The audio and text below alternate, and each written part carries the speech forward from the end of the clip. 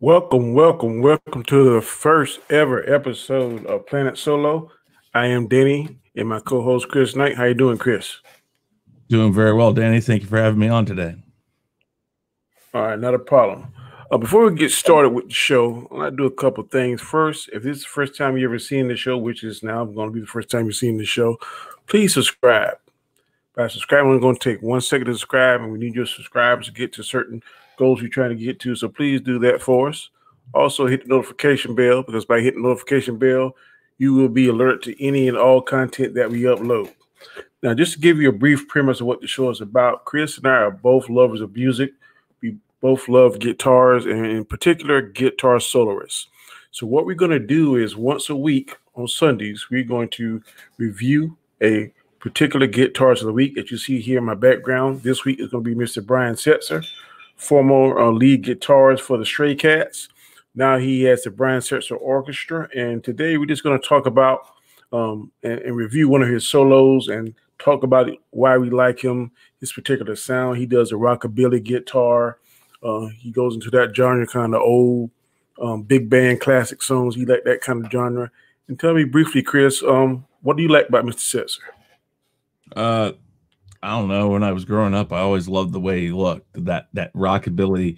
It was like a mix of like Elvis Presley with a little bit of rebel. I mean, so it was the 80s. I mean, so there was punk rock, so it was like a mix of that. 50s with punk rock, and it was really cool. I mean, I don't know. I grew up with a multitude of music styles: country, rock, classical.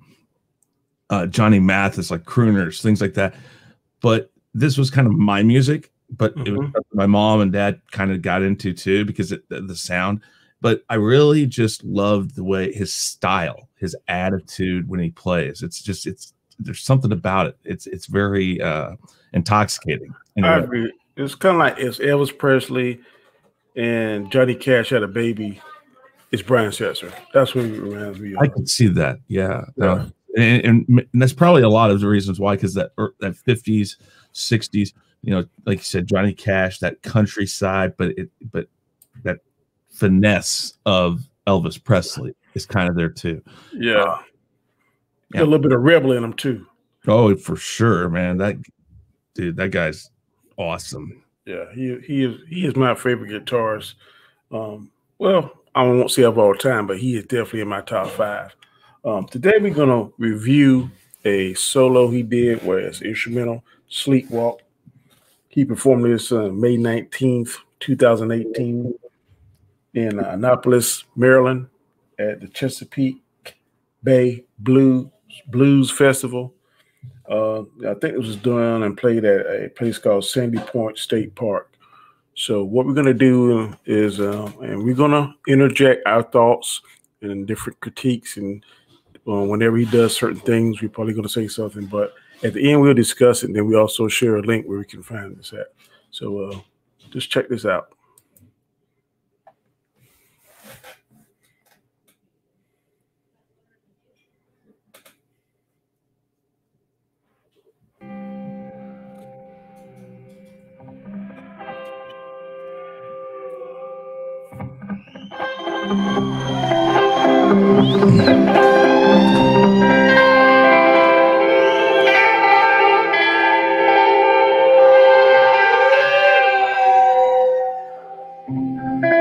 So right here, I think the term is arpeggio. It's where he individually picks out a chord. He's very noted for that. Very distinct style. Yeah. There's a lot of tricks you see too. You use the whammy bar, you see him use the volume, and different knobs on there to create a different sound. And that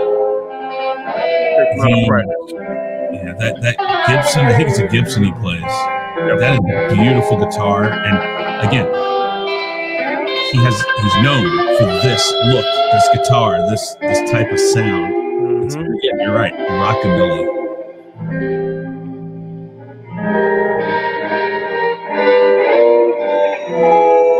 This is the most toned down I've seen him for his dress attire, because he usually like to dress. Oh yeah. really flamboyant. His guitars are usually a bright color.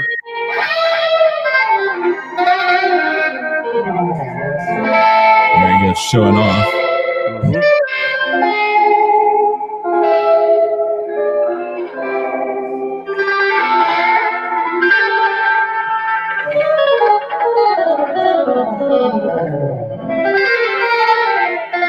One thing about him, he does it so effortlessly, just like natural. Can't remember what it's called when you do that, but it's basically it's like using your whammy bar, but you're using that volume knob to give that same effect. Yeah.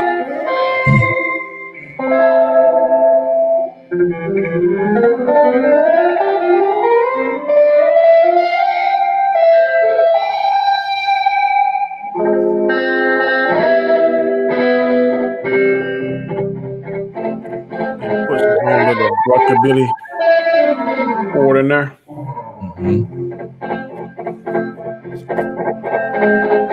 Well, it's funny because you think about it, he's mixing several styles here because originally this is a very surf type of song. Yeah, it was originally came out in 1959 by Johnny and Santo. Yeah, I saw a video, and I think the video, one of them was using a steel guitar. And he's interjecting blues into it, and the surf sound with the rockabilly. It's a fusion that he's putting towards this. But you hear him using that volume knob. That's not an easy trick to do and make it sound good. Yep. I agree. You don't see many guitarists do that, or at least I don't. I think that's more or less Brian Setzer's trademark. And you notice he's flipping his switches. Those switches are designed for changing the pickups. So if he switches it one direction, he'll get all the pickups, which are the thing that brings the sound in from the strings. But you see, so when he switches it, he's telling you, I want this one, or I want both of them. And that gives you a little different sound. So he's processing how he hears it, and that he's like, oh, I want it to sound more like this, and he's doing that all on the fly, and that's amazing. What I like about this song in particular, I've seen him play in several different locations, and each time he plays it, it's just a little bit different. So, well, when we were looking for the video yesterday, when we were talking about this, and we were looking for the video, we saw like 2 or 3 different versions, and they were all different. We saw some where he had his band in the background doing different things and stuff. And while I liked those, I like this when he's up there by himself. That's a sign of a really good guitarist. I don't need the other people here. I'm good with this sound. Good. And it doesn't sound like it's missing anything. So, yeah, he is, like I said, he's in my top 3 favorite guitarists of all time. As y'all travel this journey with us, you will see who Chris and I like. If you have any ideas who you want us to critique or review, please send them in the link in the comments. This, like I said, this is the first episode we doing of this show, and we are very excited about it. And we're very excited about talking about the different guitarists. There are so many guitarists on the planet. So those that are living and not living, we're going to critique them all. So like I said, Brian Setzer was the first one, is who I like. Next week, we're going to critique someone that Chris like and kind of go back and forth. But tell us if there's anything that you like about the show, didn't like about the show. We want to try and improve. We're going to try and make the show just for you. Like I said, we're going to try and do this every Sunday. And we definitely want your support, want your subscriptions. Before we leave here today, I'm going to turn over to Chris and let Chris tell where about his channel and what he's doing, anything that's upcoming, and then we'll go from there. Go ahead, Chris. Yeah, Real Review 3000 is my channel. Also, Danny Graham and I, along with Anzo Hodges of Biggerford Entertainment, we do Chaos Central stuff. We got 3 shows. I'm sure you'll hear about them a lot, but we'll just make it short like that. I do music reviews also of a number of bands. I'm looking to expand that. I'm in some negotiations with some bands to be able to do it without having to fight the copyright claims and all that. But yeah, I do that. Gaming streams, discussion streams that are based loosely off of game shows, I guess. And I like doing interviews and all sorts of things. So yeah, I have a multitude of stuff over there. You can reach out to me on Twitter if you ever want to say anything right there. And yeah, the Real Review 3000, really easy to find over there on YouTube. So Dan, thank you again for having me here. And thanks for coming, man. I appreciate it, bro. I definitely enjoy doing the show with you. I am Danny, aka Comic Chat. I have several shows throughout the week along with Chris. Monday nights, we're going to start tomorrow. Our 50 greatest villains of all time. We can do that 50 through 41 tomorrow nights. Please catch us 9 p.m. Eastern Standard Time on the channel. On Tuesday nights with Anzo, our other partner in crime. Wednesday nights, Chris and I and Anzo do a show together called The Rules of Three. Then I also get a sports show called Square One and Equilibrium on Thursday nights. So a very busy schedule, very full plate. But again, like I said, Chris and I kind of put our heads together. I shot him my idea about this show, Planet Solo, and basically, man, we're just going to be here every Sunday and try and give you a quick review and critique of a particular guitarist, what we think about it, and show you one of his or her performances, and I hope that you enjoy it. So, anything else you want to say, Chris, before we go?